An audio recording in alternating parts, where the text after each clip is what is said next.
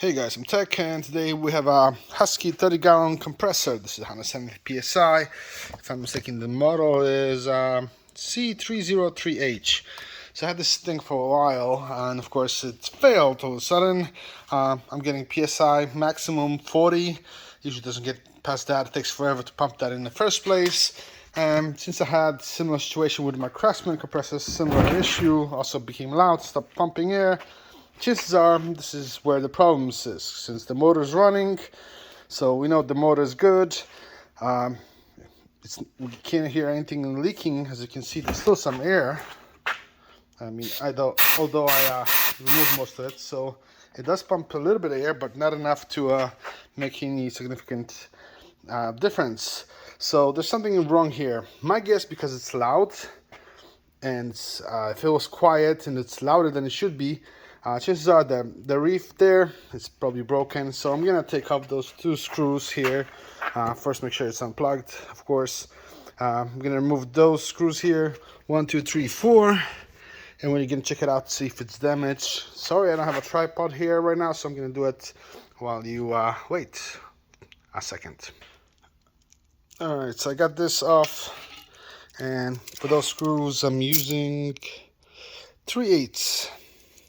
So I got them loose, and I'm gonna finish taking them off. Alright, so I got all the screws off. I'm on my last screw right now. Of course, I got this unscrewed, because we're gonna slowly pull it out and down. Here you go. So we can inspect the shears, and they look actually good. Oops, something fell out. So what's going on here? Let's inspect the plate a little better, see if that's the issue or if it's the piston ring here.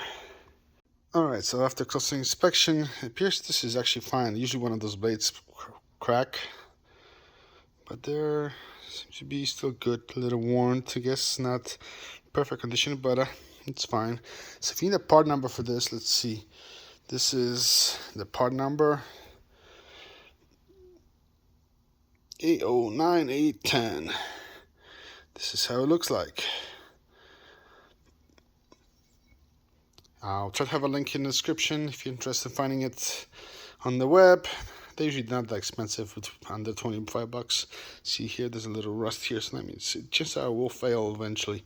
It's good to have a spare, so I'll probably order one. But I did find the issue, and I don't know if you can see it. See right here, there's a gap. There should not be a gap, and there is one. So that means this is blown. So we gotta take this screw off now. Take this off. We're gonna replace that assembly. All right, so I got a new part that came in right there. So to unscrew this bolt, ideally you want to have an impact wrench. It's gonna make life a lot easier. If you don't get a wrench, you gotta try to stop this from spinning. It could be tight. So if you have an impact wrench driver, this is gonna make your life a lot easier. Look at that, that was so fast. Once that is out, look at that. That's where the damage is. See, technically could have replaced just the seal, but there's somewhere on the ring, so that's why I guess the kits come all good like this. See, a new ring. This is the entire kit that they sell. So let me see if I can push that in. Okay, another thing you gotta keep an eye is they do say which side is out. So this way is out, so we gotta put it back in this way. Attach it here. Sometimes you want to put some grease on here. This already was so greased up that it's fine. Take your impact wrench with a screw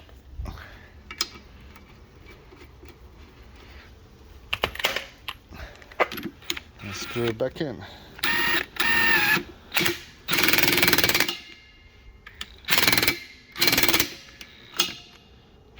This looks like it's working. So I paid, was it $42 plus shipping, so it came in like 50 something. Priority mail, showed up really fast. And let me see if you can get you the part number. It's E106671.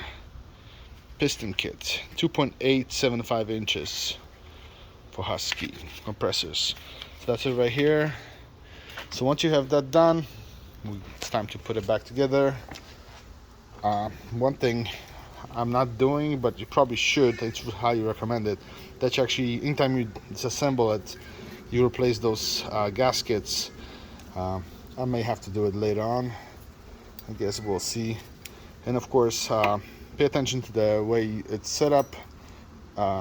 Intake, outtake valve. So, alright, so orientation is like this. See the big ones fins, that's the intake. And the top is the outtake, which pulls the air inside. Ooh, let me get some screws. Alright, so this is how it goes. Sorry guys, I'm not giving you guys every single step, but it's really hard to do it when with one hand.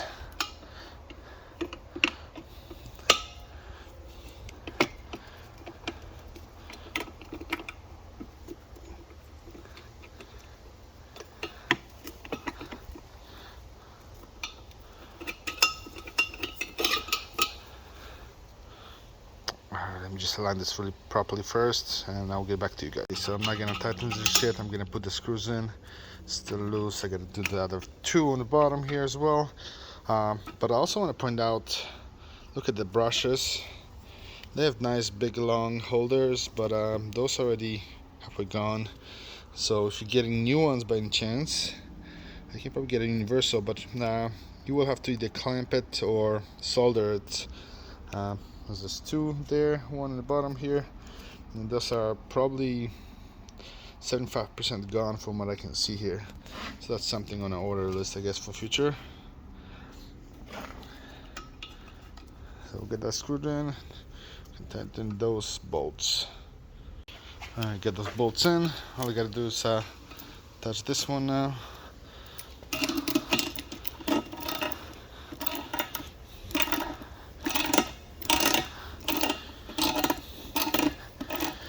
Fire it up, see if it's working. Alright, are you guys ready? Alright, so before I fire it up, I guess give you a good example. So anytime you get this compressor, I would highly recommend that you get new brushes, stuff that fails, so brushes, piston ring setup, and that reef, they will eventually break. So while you can actually get the parts, I recommend getting them if you intend to keep the compressor for a very long time. You get it, keep it somewhere safe, because you will eventually use it.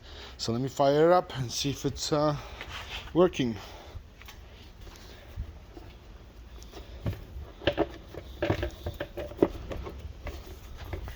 Where's the switch?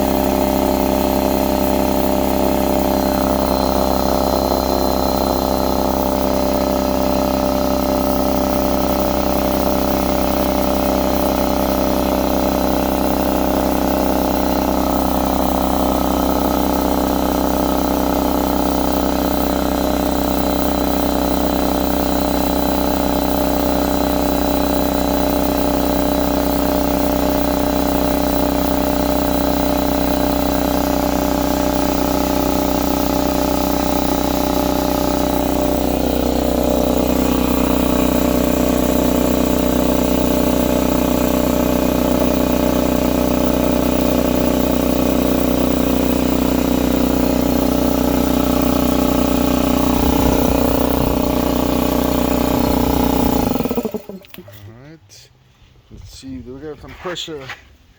Yes, we got pressure this time. We want to listen for any leaks. Get your ear next to it. Wow, this is hot.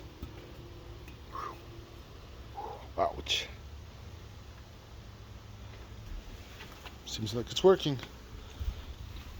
Well, thank you for watching. See you guys next time. Don't forget to subscribe and share.